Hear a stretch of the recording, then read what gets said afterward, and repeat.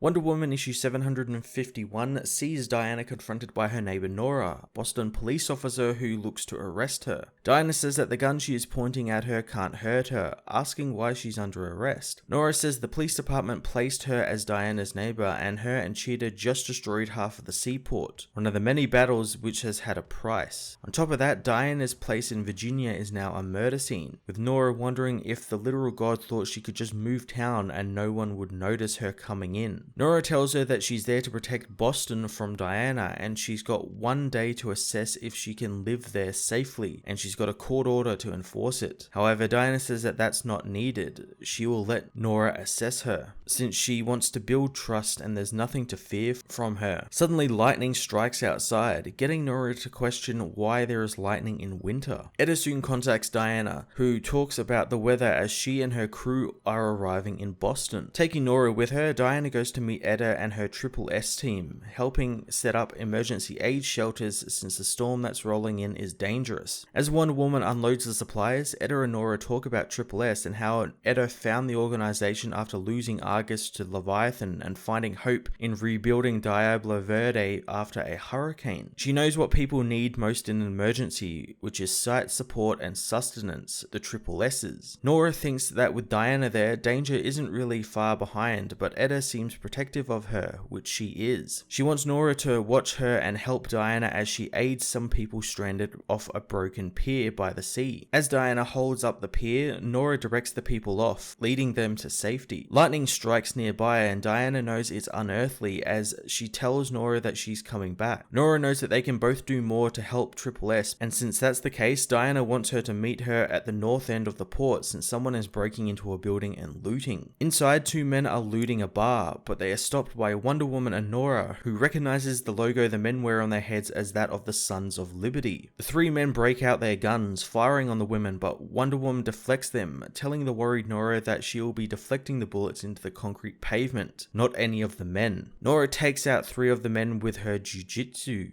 impressing Diana by using just enough force to disable the men. Suddenly, lightning hits Diana, whose bracelets absorb it. Diana knows that this strike wasn't random and they were right to question the storm, since there is magic at play and someone is trying to track her. Nora says that she will deal with the Sons of Liberty as Diana travels to the eye of the storm, battling the lightning, which reveals itself as three monstrous beings, all who know of Wonder Woman, the Truth Queen. Diana confronts the monsters, who say that she is the only creature immune to their visions thanks to the truth that is at her core. Diana throws her lasso at them, telling them to face truth, but the monsters, who call themselves the Dark Fates, say this new world is ready to be soiled by them and she is the only obstacle. The Dark Fates say that since their cheetah failed her mission to stop Diana, maybe a prince can best the princess. The lasso burns the monsters as they teleport away, clearing the sky of the storm. Nora contacts Diana, noticing that the storm has all but disappeared in an instant. Diana doesn't know how, but she knows there is a battle coming, one that she will stop at nothing to prevent from happening in Boston. Etta calls them in to begin the real work, so Diana and Nora get to helping the people of the city. Nora says that she didn't expect what happened today and thought Diana might try and fight against what is happening, but instead she just listened. Diana says that the people in need have their own ideas and they matter more. Nora saw how hard she was trying, but she still isn't sure since Diana can still be taken off guard. Diana says that she isn't perfect and doesn't want people to fear her, but cannot ignore other people's truths, so if Boston feels safer with Nora there with her, then she will accept it, but it must be by good faith. She asks if Nora will work with her and Nora agrees to. In Hub City, Firebrand is beaten to death by Devastation, who is soon met by War Master, who calls her beating minor warriors a waste of her potential. She tells the young warrior that she knows she wants revenge on Wonder Woman,